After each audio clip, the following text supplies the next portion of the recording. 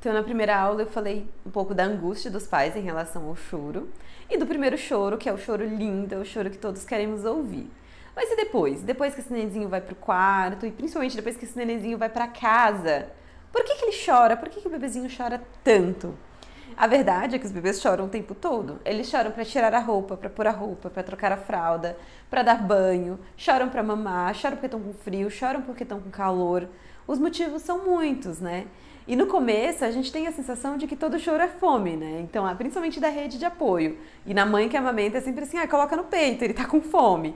E na verdade, a real é que muitas vezes o bebezinho, quando ele é posicionado no peito, mesmo que não seja um choro de fome, a sucção acalma. Então esse bebezinho acaba relaxando muito com a sucção. Então o amamentar durante o choro, mesmo que não seja por fome, muitas vezes vai realmente relaxar este bebezinho. Mas a dica é que aos pouquinhos a gente comece a entender este bebê. Então a gente volta de novo naquele conceito do intraútero, do conforto. O bebezinho estava no quentinho, ele não precisava mamar, ele não precisava nem respirar, né? Então só tinha líquido no pulmão e todos os nutrientes vinham para ele ali pelo cordão umbilical. E aí, pela primeira vez na sua existência, que já durou 40 semanas em média, né? Então 40 semanas ali de 9 a 10 meses, que esse bebezinho já existiu no intraútero, pela primeira vez ele está experimentando os desconfortos da vida. Gente, o desconforto da fome, né? Então vamos pensar que fome, os Fs, né? Fome é um dos primeiros motivos para esse bebezinho chorar? Sim. E até um detalhe que é curioso, que geralmente nos primeiros 2 a 3 dias, esse bebezinho ele não dá tantos sinais de fome, ele não chora tanto para mamar. Tem bebezinho até que a gente precisa estimular, que a gente precisa acordar eles para mamar, porque eles não choram. E por que eles não choram tanto de fome nos primeiros 2 a 3 dias? Porque eles têm o que a gente chamou de reserva metabólica, porque durante o final da gestação ele ficou ali acumulando nutrientes, né?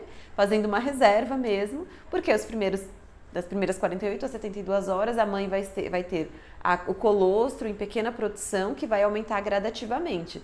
Geralmente, depois do segundo ou terceiro dia, é que o bebê realmente começa a chorar de fome. E como que a mãe vai saber que esse choro é de fome? Tem algum sinal específico?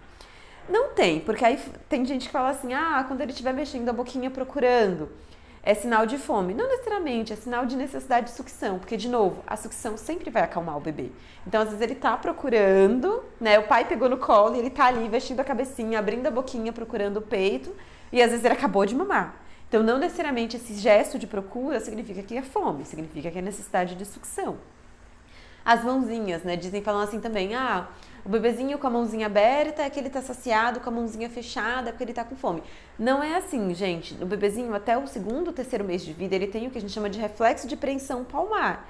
Então, a tendência é esse bebezinho ficar com a mãozinha sempre fechada mesmo. Então, a posição da mãozinha não é um sinal de que o bebezinho tá com fome ou não, tá? O bebezinho só vai dormir com a mãozinha relaxada quando ele estiver ali 3, 4 meses. Então, não confundam o que é neurologicamente esperado de um bebê do que é sinal de fome.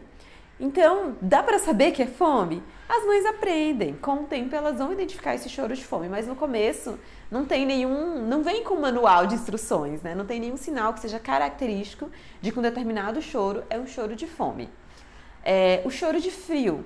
Vamos lembrar que a temperatura no intraútero ela não mudava, era uma temperatura estável. O nosso corpo sempre vai manter uma temperatura estável, né? Exceto se a gente estiver com febre ou com alguma infecção.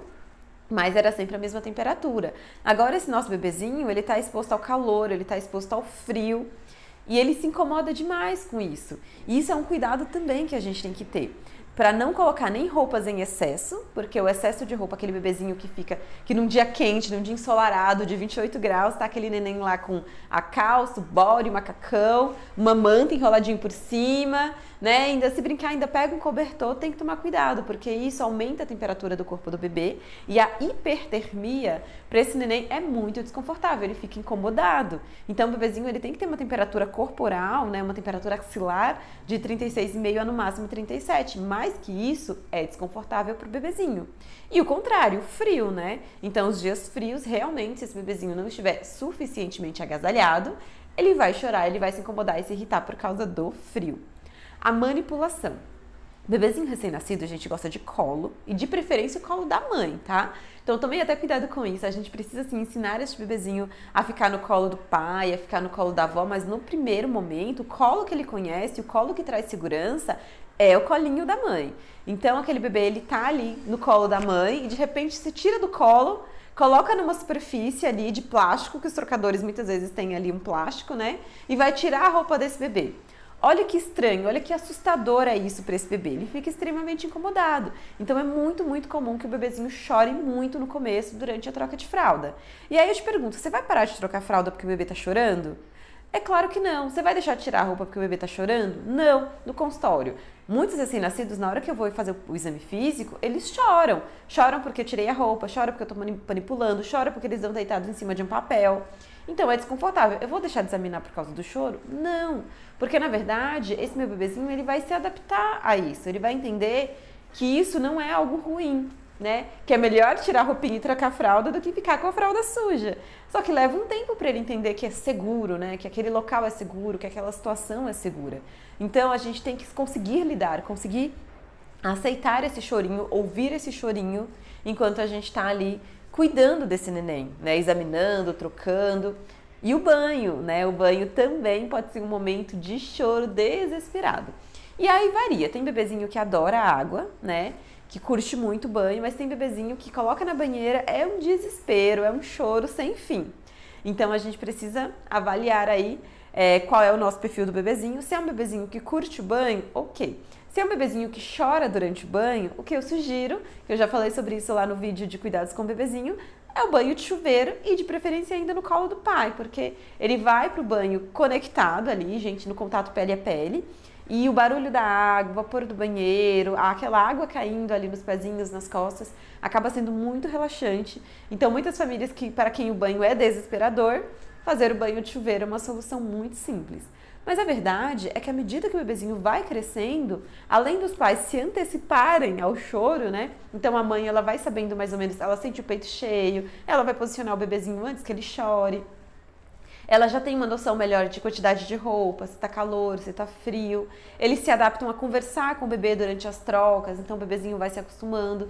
E esses choros, por causas naturais, por causas normais, vão diminuindo com o passar do tempo.